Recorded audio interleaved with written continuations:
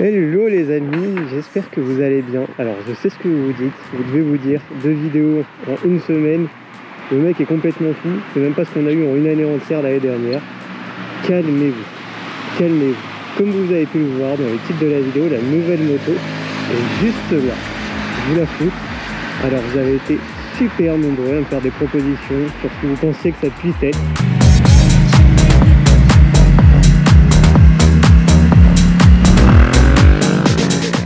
Certains m'ont dit la Ténéré, certains m'ont dit un R1. Alors pour la petite info, je suis pas encore sorti du A2. Malheureusement, j'ai encore jusqu'à l'année prochaine. Sinon, j'aurais pas pris celle-ci. J'ai eu de la KTM 890, j'ai eu de la NT09. Enfin voilà, j'ai eu énormément de propositions. Et au final, celle que j'ai prise, c'est celle-ci.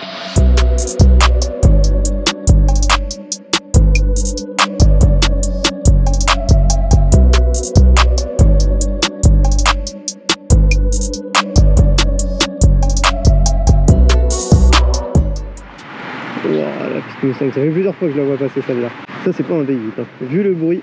Alors en effet je suis repassé sur un NT07. Alors cette fois-ci sur la phase 3, modèle de 2021. Bon, je sais ce que vous vous dites. Vous vous dites que je suis passé d'un NT07 à la R7 pour revenir sur un NT07.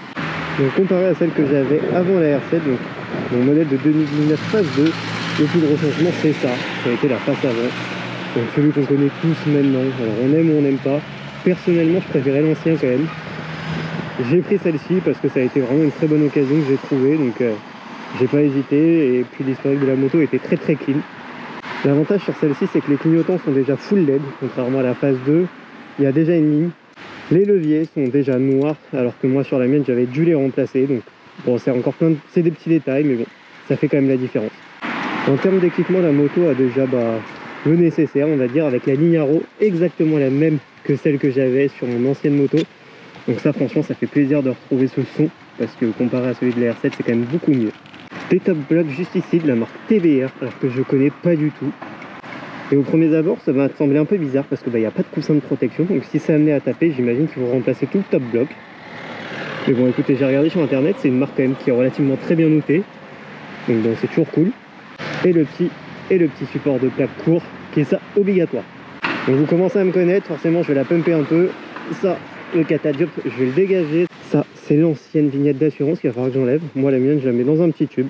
Et je pense que je ferai une petite vidéo pour vous montrer un peu toute la personnalisation que je fais dessus.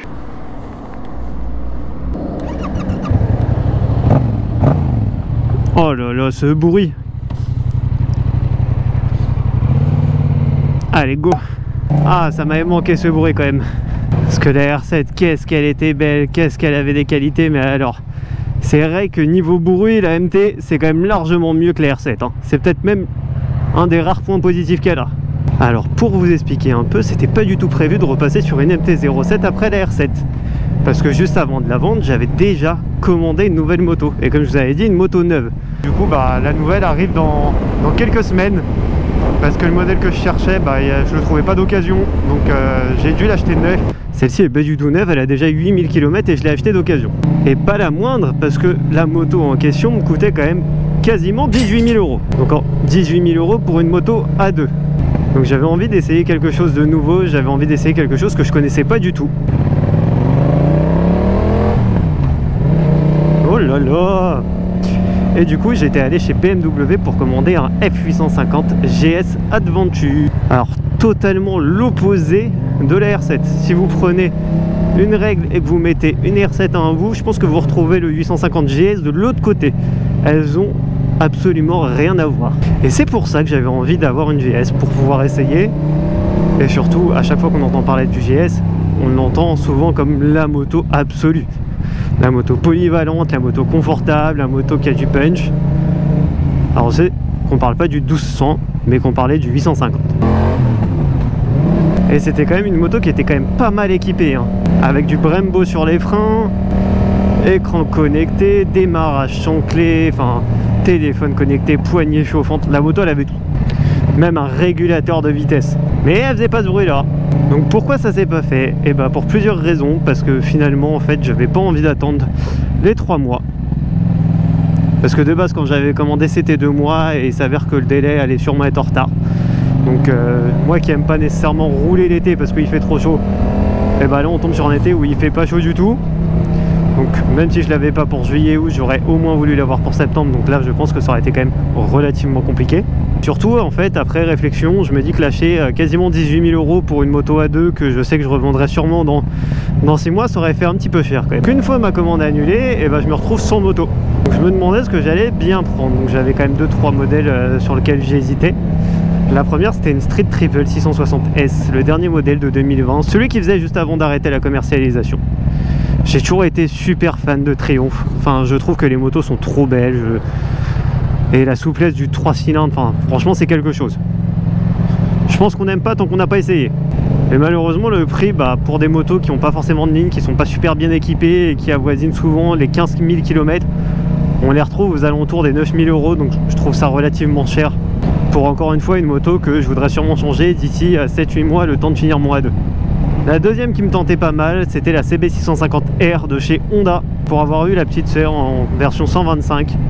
Franchement, j'ai trop aimé cette moto. Je crois que ça a été la moto qui m'a fait vraiment aimer la moto, parce que c'est avec elle que j'ai commencé ma vie de motard. Et du coup j'ai toujours regardé la 650R qui me rappelle mes débuts de moto.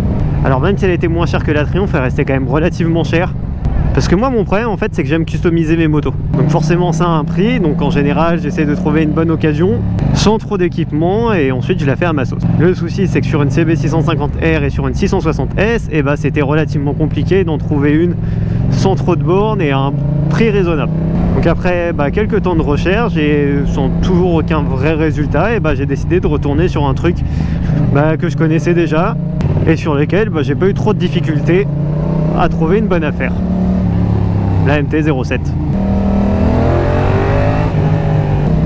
Et petite précision, je roule avec la chicane, parce que je vous vois venir. Donc celle-ci, j'ai été la voir jeudi de la semaine dernière et franchement ça s'est plutôt bien passé. La personne à qui je l'ai acheté était relativement cool, il avait tout l'historique de l'entretien, la facture des accessoires, et il était relativement pressé de la vendre avant de partir en vacances.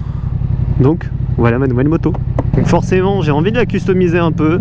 Je suis reparti sur le modèle full black parce que sincèrement en MT-07 je trouve que c'est vraiment la meilleure couleur, même sur le modèle de 2019. Et comme je vous disais déjà tout à l'heure, elle a quand même quelques équipements. La moto n'est pas à poil, donc j'en cherchais une qui était noire sans trop de kilomètres, avec soit une ligne d'origine ou soit une ligne haro, parce que c'était celle que j'avais sur celle de 2019. Et franchement le bruit, je préfère largement le bruit du haro que du Akrapovic sur la MT. Le support de plaque c'est obligatoire parce que la longue bavette c'est vraiment dégueulasse. Bon, le petit avantage c'est qu'en plus c'est celui officiel de chez Yamaha. Et les top blocs au cas où on fait tomber la moto, ça protège, c'est bien, c'est toujours là.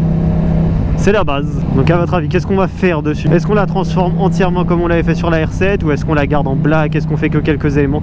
Dites-moi en commentaire ce que vous pensez qui va changer. En tout cas ça fait bizarre de repasser là-dessus après la R7, de par la position, de par avoir un guidon et par avoir des bracelets. Le fait de ne plus avoir de shifter, alors ça, une fois qu'on est habitué quand même, c'est vraiment la folie. Là le fait de se réhabituer à devoir repasser les vitesses et de toujours débrayer. Mais bon, de toute façon comme vous l'avez compris, d'ici avril de l'année prochaine, il y aura encore une nouvelle moto, une fois que je serai passé en A. Je vous en dis pas plus. En tout cas c'est la fin de la vidéo, la deuxième en une semaine. J'espère que vous appréciez les efforts après 6 mois d'absence. C'est la moindre des choses. Ciao ciao.